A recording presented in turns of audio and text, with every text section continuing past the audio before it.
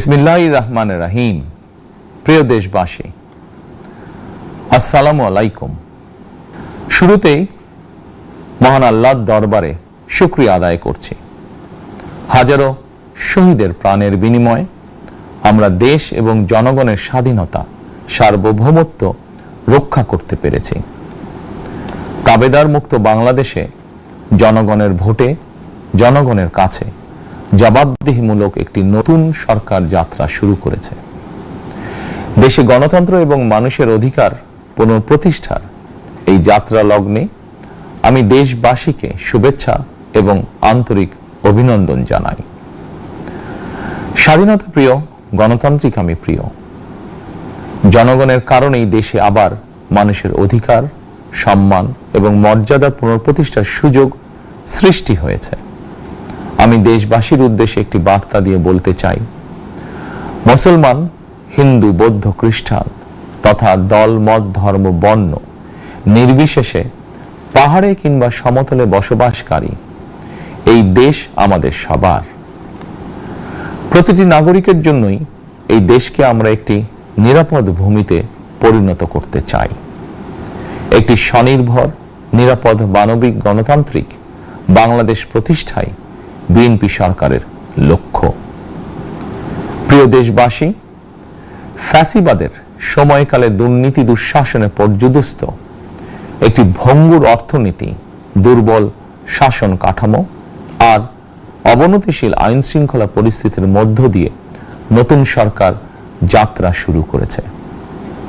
আইন শৃঙ্খলা পরিস্থিতির উন্নয়ন এবং কঠোরভাবে দুর্নীতি নিয়ন্ত্রণের মাধ্যমে জনগণের মনে শান্তি, নিরাপত্তা ফিরিয়ে আনাই হচ্ছে আমাদের সরকারের প্রধান অগ্রাধিকার। সারা দেশে জুয়া এবং মাদকের বিস্তারকেও বর্তমান সরকার আইন শৃঙ্খলা অবনতির অন্যতম কারণ বলে চিহ্নিত করেছে। সুতরাং জুয়া এবং মাদক নিয়ন্ত্রণে আইন শৃঙ্খলা বাহিনী সব রকমের কঠোর পদক্ষেপ গ্রহণ করছে। জনজীবনে শান্তি ও নিরাপত্তা নিশ্চিত করতে সরকার সর্বোচ্চ উদ্যোগ গ্রহণ করছে। দেশের প্রতিটি সাংবিধানিক এবং সরকারি, বেসরকারি প্রতিষ্ঠান চলবে বিধিবদ্ধ নীতি নিয়মে। দলীয় কিংবা রাজনৈতিক প্রভাব, প্রতিপত্তি অথবা জোর জবরদস্তি নয়। আইনের শাসনই হবে রাষ্ট্র পরিচালনার শেষ কথা। প্রিয় দেশবাসী, আগামীকাল থেকে সারা দেশে শুরু হতে যাচ্ছে পবিত্র মাহে রমাদান। আমি দেশবাসীকে পবিত্র মাহে রমাদানের শুভেচ্ছা জানাই। রমাদান আত্মশুদ্ধির মাস। আমরা যদি আত্মশুদ্ধি শব্দটির মর্মার্থ উপলব্ধি করি, তাহলে এই মাসে মানুষের ভোগান্তি বাড়ার কথা নয়। যদিও আমাদের অনেকের মধ্যেই এই মাসটিকে ঘিরে ব্যবসায় অধিক মুনাফা লাভের প্রবণতা লক্ষণীয়। আপনাদের প্রতি আমার বিনীত আহ্বান, রমাদানের পবিত্রতা রক্ষার্থে এই মাসটিকে আপনারা ব্যবসা মুনাফা লাভের মাস হিসাবে পরিগণিত করবেন না। দ্রব্যমূল্য যাতে সাধারণ মানুষের নাগালের বাইরে না যায়, এ ব্যাপারে ব্যবসায়ীরা দয়া করে সতর্ক থাকবেন। হাজারো প্রাণের বিনিময়ে একটি মাফিয়া সিন্ডিকেটের পতন ঘটিয়ে রাষ্ট্র এবং সরকারের জনগণের অধিকার প্রতিষ্ঠার অঙ্গীকার নিয়েই আমরা রাষ্ট্র পরিচালনার দায়িত্ব গ্রহণ করেছি। বিএনপি সরকার সকল ক্ষেত্রে অনাচার, অনিয়মের সকল সিন্ডিকেট ভেঙে দিতে বদ্ধপরিকর ইনশাআল্লাহ। ক্ষুদ্র, মাঝারি কিংবা ছোট বড় সকল ব্যবসায়ীদের প্রতি বর্তমান সরকারের দৃষ্টিভঙ্গি সহজ এবং স্পষ্ট। বর্তমান সরকার ব্যবসায়ী এবং ক্রেতা সাধারণ উভয় স্বার্থ রক্ষা করে প্রয়োজনীয় পদক্ষেপ গ্রহণ করতে চায়। সুতরাং সরকারের পক্ষ থেকে কি ধরনের উদ্যোগ গ্রহণ করলে বাজার পরিস্থিতি নিয়ন্ত্রণে থাকবে কিংবা ক্রেতা বিক্রেতা উভয়েরই স্বার্থ রক্ষা হবে, এ ব্যাপারে আপনাদের যে কোনো ধরনের পরামর্শ কিংবা অভিযোগ শুনতে সরকার প্রস্তুত। ক্রেতা বিক্রেতা গ্রহীতা এই সরকার সকলেরই সরকার। এই সরকার আপনাদেরই সরকার। আপনারাই ভোটের মাধ্যমে এই সরকারকে রাষ্ট্র পরিচালনার দায়িত্ব দিয়েছেন। আপনারাই এই সরকারের শক্তি। প্রিয় দেশবাসী, পবিত্র রমাদান মাসে রোজাদারগণ বিশেষ করে ইফতার, তারাবি, সেহরি এই সময়গুলোতে নিরবিচ্ছিন্নভাবে গ্যাস, পানি ও বিদ্যুৎ সরবরাহ পেতে চান। এই বিষয়টি নিশ্চিত করতে এরই মধ্যে আমি সংশ্লিষ্ট কর্তৃপক্ষকে নির্দেশনা দিয়েছি। অপচয় রোধ করে কৃচ্ছ্রতা সাধন প্রতিটি মুসলমানের ঈমানি দায়িত্ব। অফিস আদালতে বিনা প্রয়োজনে কিংবা প্রয়োজনের অতিরিক্ত গ্যাস, বিদ্যুৎ, পানি খরচের ব্যাপারে সচেতনতা অবলম্বন করাও ইবাদতেরই অংশ বলেই আমি মনে করি। দেশের সকল সরকারি বেসরকারি কর্মকর্তা কর্মচারী এবং জনসাধারণের প্রতি কৃচ্ছ্রতা সাধনের আহ্বান জানানোর আগে আমি সরকারের মন্ত্রী এবং বিএনপি সংসদ সদস্যদেরকে দিয়েই একটি দৃষ্টান্ত স্থাপন করতে চেয়েছি। বিএনপি সংসদীয় দলের প্রথম সভাতেই আমরা সিদ্ধান্ত নিয়েছি বিএনপি থেকে নির্বাচিত কোন সংসদ সদস্য সরকারি সুবিধা নিয়ে ট্যাক্স ফ্রি গাড়ি আমদানি করবেন না এবং প্লট সুবিধাও নেবেন না। আমি আপনাদের সামনে বলেছিলাম রাষ্ট্র পরিচালনার সুযোগ পেলে বিএনপি সরকার মহানবীর ন্যায়পরায়ণতার আদর্শ অনুসরণ করবে। আমি মনে করি বিএনপির সংসদীয় দলের এই সিদ্ধান্ত ন্যায়পরায়ণতার আদর্শেরই একটি অন্যতম প্রতিফলন। প্রিয় দেশবাসী, বিভাগীয় শহরগুলিতে বিশেষ করে রাজধানী ঢাকায় যানজট অত্যন্ত নিয়ন্ত্রণহীন। হাটে মাঠে ঘাটে, অফিস আদালতে জনগণের ভোগান্তির শেষ নেই। জনজীবনের নানা ক্ষেত্রে জনদুর্ভোগ লাঘব করা না গেলে জনমনে স্বস্তিও ফিরবে না।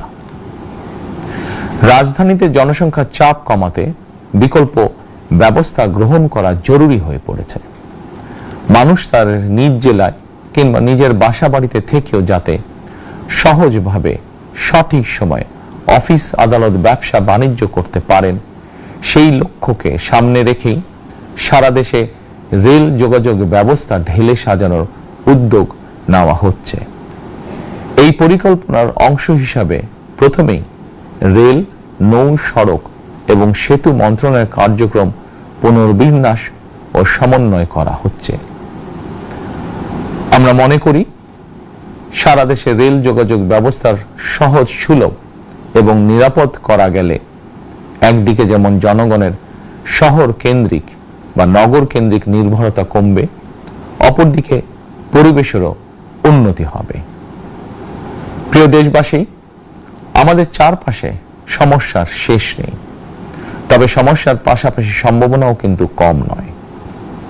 আমাদের বৃহৎ জনগোষ্ঠীকে যদি আমরা দক্ষ জনশক্তিতে রূপান্তরিত করতে পারি, তাহলে এই জনসংখ্যাই হবে আমাদের জনসম্পদ।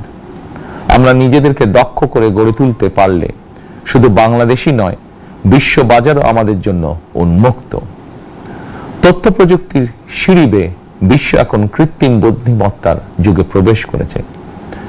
প্রযুক্তির এই প্রতিযোগিতামূলক বিশ্বে সম্মান এবং স্বচ্ছতার সঙ্গে টিকে থাকতে হলে আমাদেরকে কোনো না কোনো একটি বিষয় বা কাজে পারদর্শী হতে হবে। দেশের কোটি কোটি শিক্ষার্থী এবং তরুণ যুবশক্তির উদ্দেশ্যে বলতে চাই, মেধায়, জ্ঞানে, বিজ্ঞানে নিজেদেরকে যোগ্য করে গড়ে তোলার জন্য যত রকমের সহযোগিতা দেওয়া যায় সব রকমের সহযোগিতা দিতে বর্তমান সরকার প্রস্তুত। কর্মসংস্থান এবং কর্ম পরিবেশ নিশ্চিত করার সুনির্দিষ্ট অঙ্গীকার নিয়ে বর্তমান সরকার যাত্রা শুরু করেছে। প্রিয় দেশবাসী, দীর্ঘ 18 বছর পর দেশে ফিরে গত বছর 25শে ডিসেম্বর আমি বলেছিলাম দেশ এবং জনগণের জন্য আই হ্যাভ এ প্ল্যান। 12ই ফেব্রুয়ারি জাতীয় নির্বাচনের আগে দেশের বিভিন্ন স্থানে ঘুরে আমার প্ল্যান পরিকল্পনার অনেক কিছু আমি আপনাদের সামনে তুলে ধরেছিলাম।